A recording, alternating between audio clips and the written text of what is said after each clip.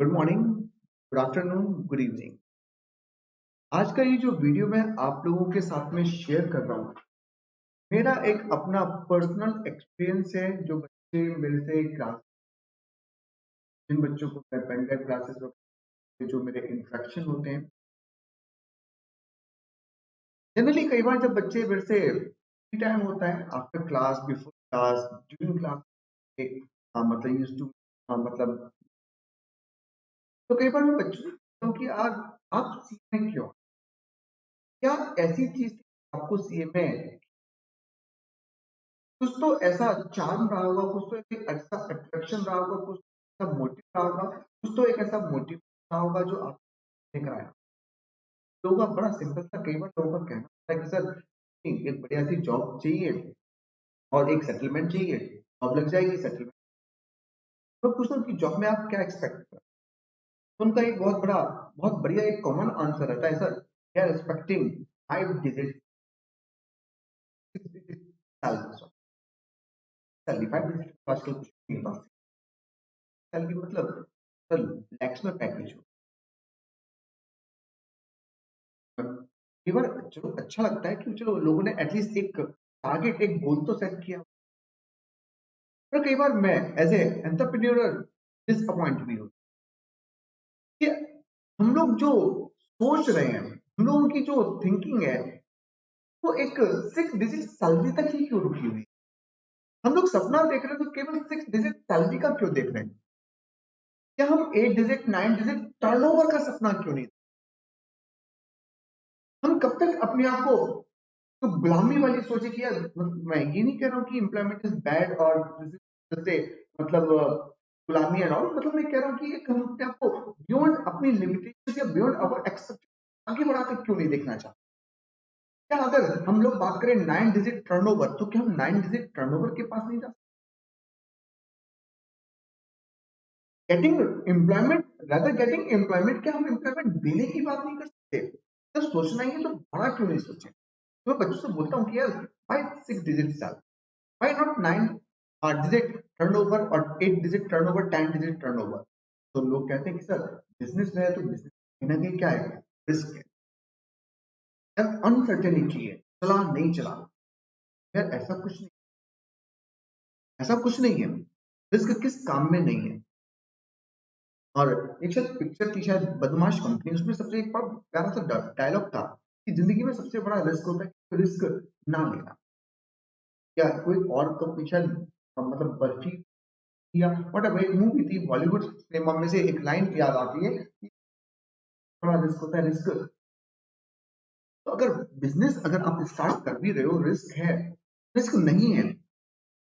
अगर बात करूं तो एक बिजनेस को चलाने के लिए क्या चाहिए, पहले एक आपको विजन चाहिए, क्या करना है कैसे, विजन एक बहुत, उसको करने के लिए एक डिटर्मिनेशन चाहिए, उसको करने के लिए हमें कैसे करना है स्किल चाहिए, एक कॉन्फिडेंस चाहिए।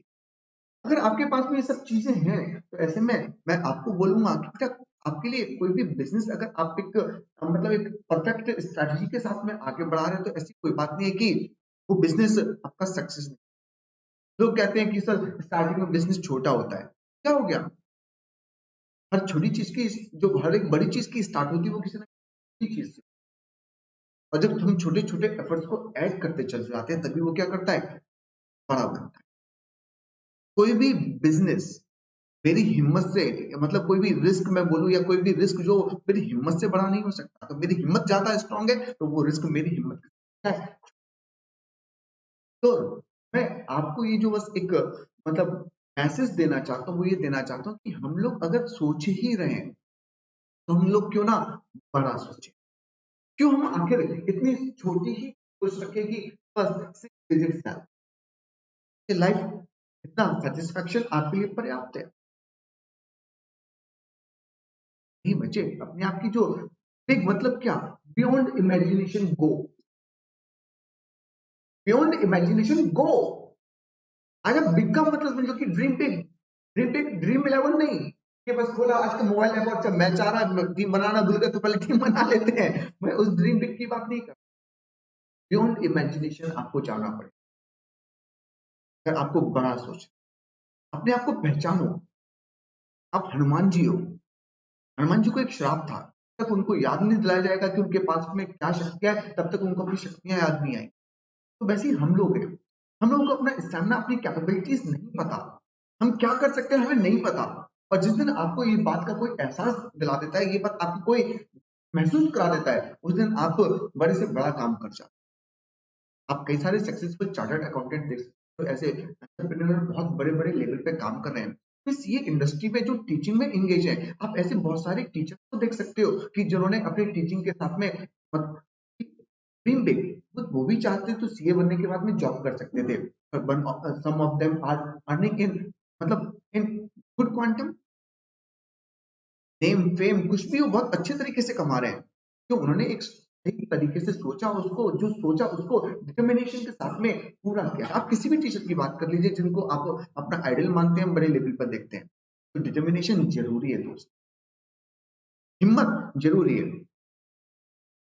तो कोई भी होते ना कि स्मॉल मिलाते जाओ लार्ज बनाते जाओ, भैया छोटे छोटे एफर्ट्स ऐड करो। हर काम स्टार्टिंग में छोटा लगेगा, दिक्कत लगेगी, स्ट्रगल होगा, पर एट लास्ट अगर आप डिटर्मिनेशन के साथ में उस पर डटे रहोगे, क्या आप एंड टास्क सक्सेस पाकर ही चलो।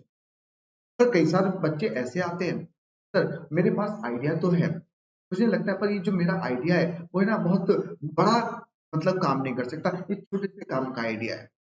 अरे छोटे से काम का आइडिया तो क्या हुआ, बाबा शाहरुख खान नहीं कहते हैं कि मतलब अम्मी कहती थी कोई भी धंधा मतलब छोटा नहीं होता और धंधे से बड़ा कोई धर्म नहीं होता। ऐसा कोई धंधा छोटा नहीं है, आपके मन में जो भी बिजनेस आइडिया है तो वो कैपेसिटी रखता है कि भी अपनी एक कैपेसिटी है, उसको भी आप एक बहुत बड़ा बना सकते हो। आप जैसे मतलब कई सारी फ्रेंचाइजीज देखते हो, आप बर्गर की फ्रेंचाइजी देख रहे हो, आप पिज्जा की फ्रेंचाइजी देख रहे हो, they are earning in crores, they are earning in crores. कई सारे मोमोज की, आप मोमोज की फ्रेंचाइजी देख रहे हो, कई सारे आप लोग टिक्की, बॉबी टिक्की वाला, और बॉबी टिक्की वाला एंड मतलब एक और शायद टिक्की वाला है, उसका और अगर इन लोगों की फ्रेंचाइजी आप लोग देखो तो they are earning in crores. तो क्या टिक्की बनाने का काम आप बोलो कि बड़ा है, तो अगर आप ये सोच के बड़ा है या छोटा है, तो उन्होंने ये सोच के किया होता कि चार लोग क्या कहेंगे, मैं छोटा सा काम कर रहा हूँ, टिक्की बनाने का काम कर रहा हूँ, तो करोड़ में बेटा, करोड़ में कमा रहे हैं, नहीं कमा रहे होते। तो पहली बात आपको ये सोचना है कि बेटा कोई भी चीज छोटी, डिटर्मिनेशन ज्यादा जरूरी। मैं अगर अपनी बात करूं, मैं बनिया फैमिली से हूँ, मेरे फैमिली में किसी ने आज तक बिजनेस नहीं किया, सब लोग जॉब में है।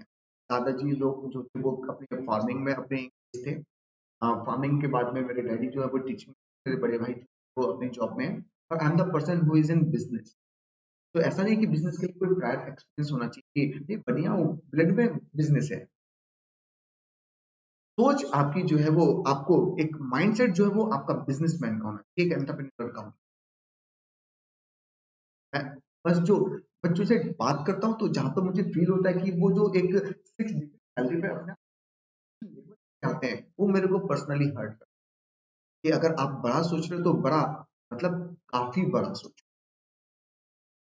बिग, मतलब बियॉन्ड इमेजिनेशन आपको जाना पड़ेगा, बियॉन्ड इमेजिनेशन गो कीजिए, बड़ा सोचिए, और जब बड़ा सोचेंगे तो मेरा ये है, आपका माता पिता का आप में यकीन है, आपका अपने आप में यकीन है, आपके दोस्तों का आप में यकीन है कि आप अगर बड़ा सोचो तो बड़ा जरूर कर जाओगे। तो मैं आपको यही बोलना चाहता हूँ, जब सोचना है तो बड़ा ही सोचिए। एक छोटी सी के साथ में अपनी बात को खत्म, एक छोटी सी स्टोरी के साथ में अपनी बात को खत्म करूंगा कि एक बार एक राजा थे, और वो अपने सिपाही, अपने संतरी के साथ में कहाँ गए, एक बार शिकार पे गए, और शिकार पर जब वो गए तो थोड़ा सा दूर चले गए, और उनको काफी समय हो गया, और जब समय हो गया तो उनको भूख लगी। उन्होंने खाने पीने के लिए कुछ ढूंढा, पर उनको वहां पर कुछ भी नहीं मिला। उन्होंने संतरी भाई से कहा कि यार चलो आज हम लोग एक मानसिक भोजन करते हैं, मानसिक भोजन करते हैं मतलब सोच में भोजन करते हैं कि हम लोग क्या खा रहे हैं, और जो खाना नहीं मिल रहा तो मन से भोजन करते हैं हुजूर, जैसा आप कहें, जैसा आप बोले वैसा करेंगे। और दोनों लोगों ने कहा कि चलो ठीक है, 1 मिनट का हम लोग है ना ध्यान लगाते हैं और मन से भोजन करने की एक इमेजिनेशन में